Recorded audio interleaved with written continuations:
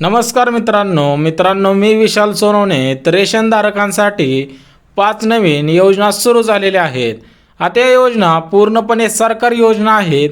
त्याच्यामुळे तुम्हाला फॉर्म भरताना सुद्धा एकही रुपया द्यायची गरज नाही. अगदी 0 रुपयामध्ये तुम्ही याचा फॉर्म भरू शकता.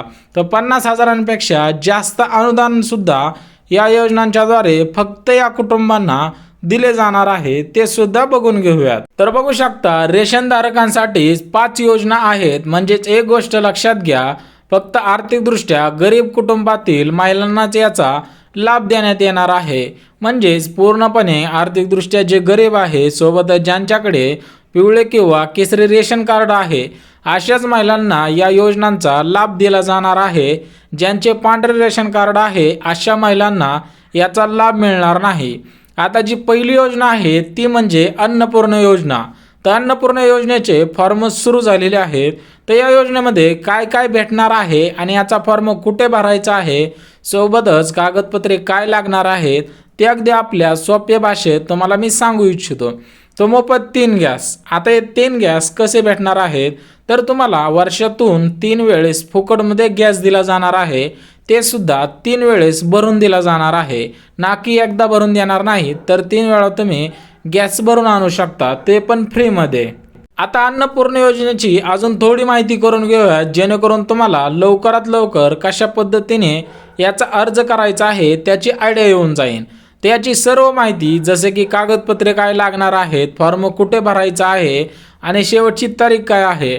त्याला एक गोष्ट लक्षात घ्या, जे आपले नॉर्मल कागदपत्र आहेत, जसे की आधार कार्ड, पॅन कार्ड, 2 फोटो लागणार आहे, सोबतच तुमचं पिवळे किंवा केसरी रेशन कार्ड आहे तर त्याची झेरॉक्स लागणार आहे. आता ही झाली अन्नपूर्णा योजनेची माहिती. आता ती पूर्णपणे पिवळे आणि केसरी रेशनधारकांसाठी जी दुसरी योजना आलेली आहे ती सर्वात महत्त्वाची आहे. तर भरपूर महिलांना याचा लाभ घ्यायचा आहे आणि याची खास गरज आहे, ती म्हणजे दुसरी शिलाई मशीन योजना.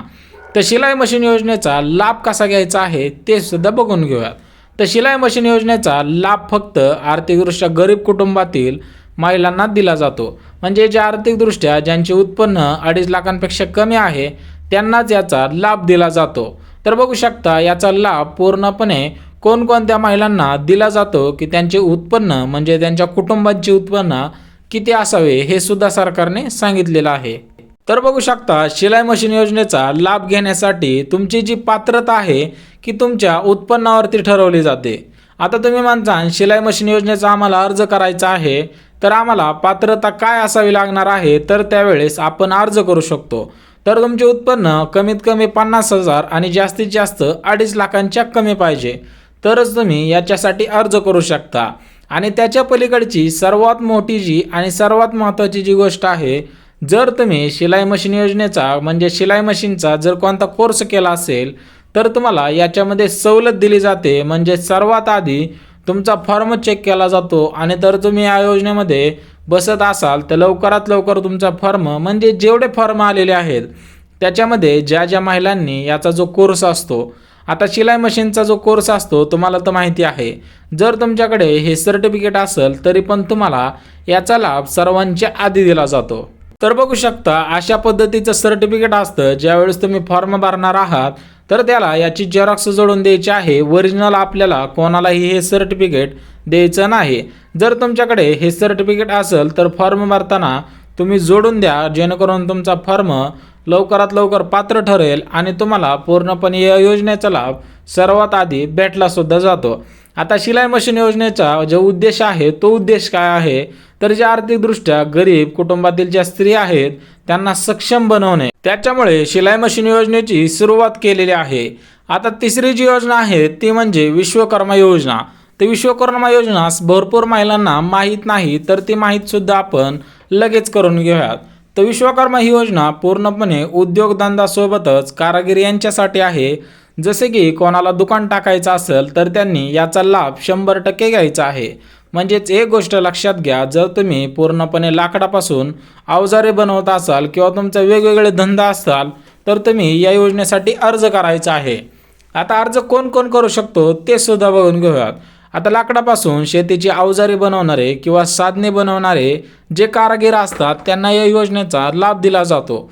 म्हणजे जर तुमचं दुकान नसेल किंवा तुम्ही भाड्याच्या दुकानामध्ये सध्या हा उद्योगधंदा करत असाल तर तुम्हाला पूर्णपणे सरकार पैसे देते की तुम्ही स्वतःचं उद्योग टाका, स्वतःचं दुकान टाका आणि स्वतःच पूर्णपणे याचा लाभ घेऊन तुम्ही सुद्धा आर्थिकदृष्ट्या सक्षम बनू शकता। आता दुसरं जे आहे तर ज्या कारागीर पूर्णपणे दुकानाचं चप्पल आहे किंवा दुकान पूर्णपणे जे तुटलेल्या चप्पला बनवतात तर त्या कारागिरांना सुद्धा पूर्णपणे या योजनेचा लाभ दिला जातो। म्हणजेच त्यांना सुद्धा पूर्णपणे दुकानासाठी सरकार पैसे देत असते, त्यांनी सुद्धा याचा अर्ज नक्की करायचा आहे। आणि तिसरं जे आहे ते जे कारागीर किंवा जे दुकानदार इस्त्रीचा व्यवसाय करतात त्यांना सुद्धा याचा लाभ घेता येतो। म्हणजेच पूर्णपणे सरकारचं असं म्हणणं आहे जर तुम्ही कोणतं तरी कष्ट करताय, काम करताय तर तुम्हाला आमच्यातर्फे पूर्णपणे तो उद्योग कसा बनवता येईल याच्यासाठी अनुदान दिले जाते। म्हणजेच कमीत कमी 3 लाखांपर्यंत पूर्णपणे या योजनेच्या माध्यमातून पैसा दिला जातो। जर खरंच तुम्हाला उद्योगधंदा करायचा असेल तर नक्की पूर्णपणे या योजनेचा फॉर्म भरा आणि या योजनेचा लाभ सुद्धा घ्यायला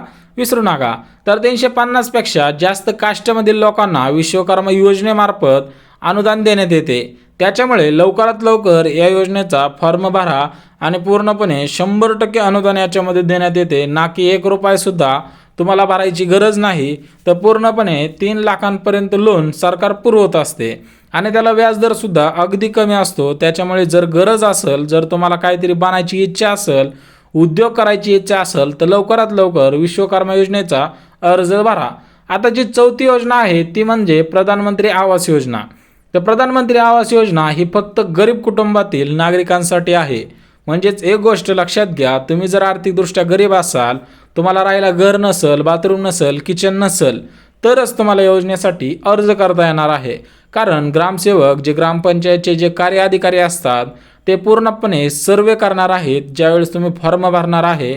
जर तुमच्याकडे खरंच नसेल तरच तुम्हाला या योजनेचा लाभ दिला जातो, अन्यथा तुम्हाला प्रधानमंत्री आवास योजनेचा लाभ दिला जात नाही।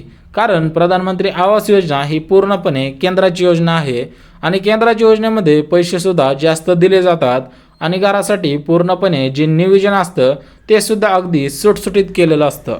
आता या प्रधानमंत्री आवास योजनेचा फॉर्म कुठे भरायचा आणि पैसे किती भेटतात ते सुद्धा बघून घेऊयात। तर ग्रामीण भागातील नागरिकांना 1,30,000 रुपये दिले जातात आणि शहरी भागातील नागरिकांना 1,70,000 रुपयापर्यंत सरकार अनुदान देत असते। म्हणजेच तुम्हाला हे पैसे एकदाच मिळत नाही तर टप्प्याटप्प्याने तुमच्या खात्यावरती पैसे मिळाले जातात। म्हणजेच तुम्ही घर अर्ध बांधलं तर त्यावेळेस 1 हप्ता दिला जातो, जर पूर्ण घर बांधलं तर 2 टप्पे दिले जातात आणि तुम्ही प्लॅस्टर आणि बाथरूम बनवलं तर तिसरा सुद्धा टप्पा तुम्हाला दिला जातो। म्हणजे अशाच रीतीने गावाकडील घर बनवत असाल तर 1,30,000पर्यंत अनुदान, तर शहरामध्ये 1,70,000पेक्षा जास्त म्हटलं तरी अनुदान दिले जाते, कारण शहरामध्ये महागाईमुळे थोडं अनुदान जास्त दिलं जातं। तर प्रधानमंत्री आवास योजना ही केंद्राची योजना आहे, त्याच्यामुळे भारतातील प्रत्येक नागरिक जो आर्थिकदृष्ट्या गरीब आहे तो याच्यासाठी अर्ज करू शकतो। मग जर तुमच्या मनामध्ये प्रश्न असेल की आम्ही महाराष्ट्रात राहतो तर आम्हाला भारतामधल्या योजनेचा लाभ भेटू शकतो का, तर ही केंद्राची योजना आहे। तर मित्रांनो याचा लाभ नक्की घ्या, कारण प्रत्येक नागरिक जो महाराष्ट्रात राहत असू द्या किंवा भारतात राहत असू द्या, सर्व नागरिकांसाठी ही योजना आहे। आता या योजनेसोबतच काही कास्टवाईज सुद्धा योजना आहेत, त्यासुद्धा घरकुल विषयी सांगतोय। घरकुलच्या ज्या योजना आहेत त्या सुद्धा बघून घ्या। बघा, कास्टवाईज म्हणलं तर पहिली जी आहे ती रमाई घरकुल योजना। आता ही फक्त SC कास्टमधील नागरिकांना याचा लाभ घेता येतो। दुसरी जी आहे ती मोदी आवास योजना आणि तिसरी जी आहे प्रधानमंत्री आवास योजना। आता तिन्ही आवास योजनांचे फॉर्म सुरू आहेत, जर कोणाला अर्ज करायचा असेल तर लवकरात लवकर अर्ज करा। आता 5वा जी आहे ती म्हणजे मुख्यमंत्री वयोश्री योजना। आता वयोश्री योजनेचे सुद्धा फॉर्म सध्याच्या स्थितीला सुरू आहेत। आता ही वयोश्री योजना भेटते कोणाला, याच्यासाठी पात्रता काय आहे ते सुद्धा बघून घेऊया। तर मुख्यमंत्री वयोश्री योजनेअंतर्गत 65 वर्ष वय किंवा 65 वर्षापेक्षा जास्त वय असणाऱ्या ज्येष्ठ नागरिकांना याचा लाभ दिला जातो। आता महाराष्ट्रातील ज्येष्ठ नागरिक आहेत, खास त्या नागरिकांसाठी ही योजना सुरू केलेली आहे। म्हणजे तुमच्या आजो आजोबा असतील तर त्यांना पूर्णपणे सरकार 3,000 रुपये देत असते।